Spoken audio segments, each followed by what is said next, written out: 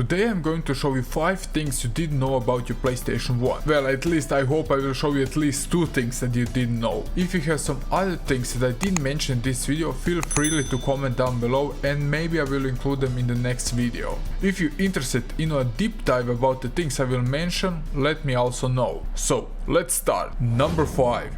PlayStation 1 could transform. Many of us are probably fans of Transformers. As a kid I loved to watch the cartoon series, later the movies and of course play the games. By the way, does anyone remember Transformers the game for the PlayStation 2? I lost so many countless hours to the game. But back to the point. So, if you couldn't tell, number 5 is something about Transformers. So, to cut to the chase, there was a special release of Optimus Prime where he could basically transform into PlayStation 1, or the PlayStation 1 could transform into Optimus Prime. Either way, they truly gave much effort to utilize the PlayStation 1 shape to be shown on the Transformer. The controller and the memory card would be removed and later reattached to the Transformer, so everything would be used and shown. And it looks freaking awesome. Of course, this is only a toy and it couldn't be used to play games, but still, this would be a great thing to have on your shelf. But considering the price, well, it's a pretty expensive toy to sit on your shelf, because the price on Amazon is 400 bucks. Number 4. Pocket Station. The Pocket Station was a Japan-only accessory. Why didn't we get so much cool stuff? I don't know. You see, Nintendo had always have a sidekick to the main console.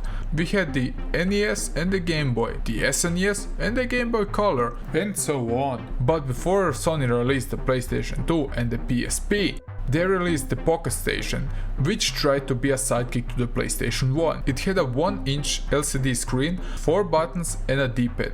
It was a personal organizer which could show you the date, the time, but it could be also used as a memory card. It is considered a commercial success as it sold over 5 million units in Japan, until the Pocket Station was discontinued in 2002. But most important about this console was that they could download special content from the disc so you can play the games on it, like Crash Bandicoot, Final Fantasy VIII and a few more. The games were simple, but at least it contributed to the long battery life of the console. Number 3. PlayStation 1 had toy support.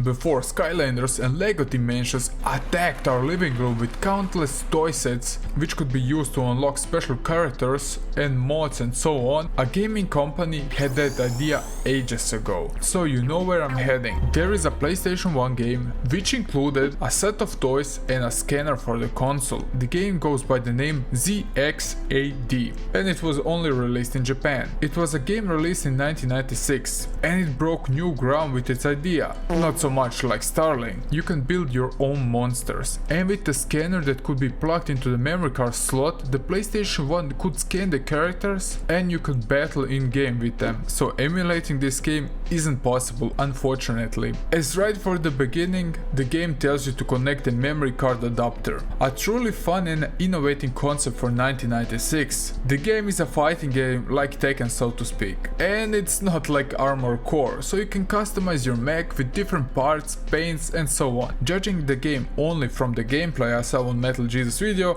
but I think I wouldn't really invest much time in the game. I found some copies around $150, which is an okay price if you consider you get the whole bundle, and some PlayStation games go easy for over 200 bucks, so this is okay. But it almost took 15 years that this concept would fully utilized and commercialized in the gaming industry, with Skylanders and LEGO Dimensions. Number 2.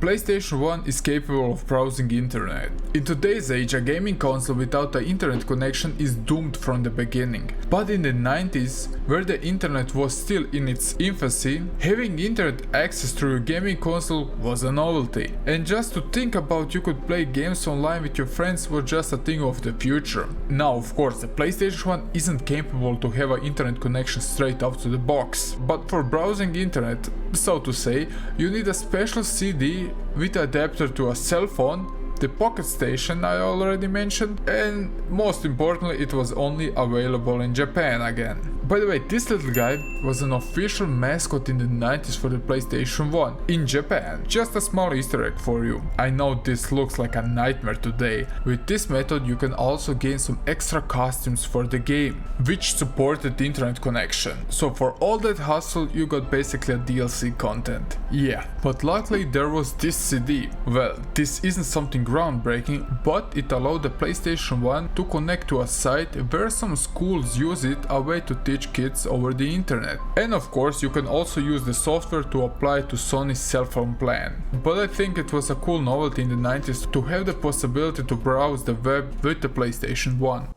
Number 1. PlayStation 1 turned to the dark side. Now, I know what you're thinking. What is so special about this black PlayStation? Aside from looking brutal and sick, this version of PlayStation has a special name to it, and it's called the Net Yaroze console. So now, it looks cool and it has a cool name, but what does the brick do?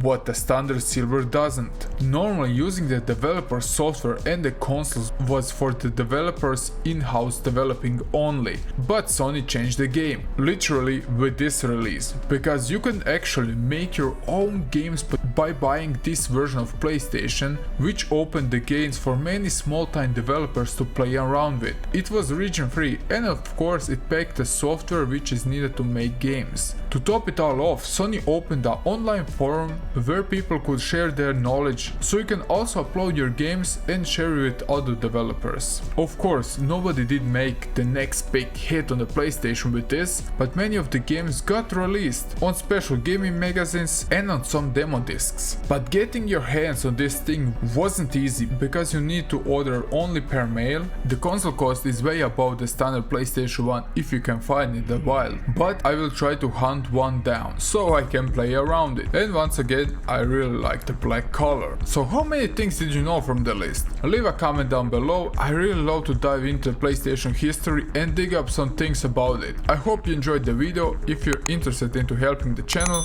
check out my Patreon, like and share the video, subscribe if you're new. That's all from me now. Snorky, over and out.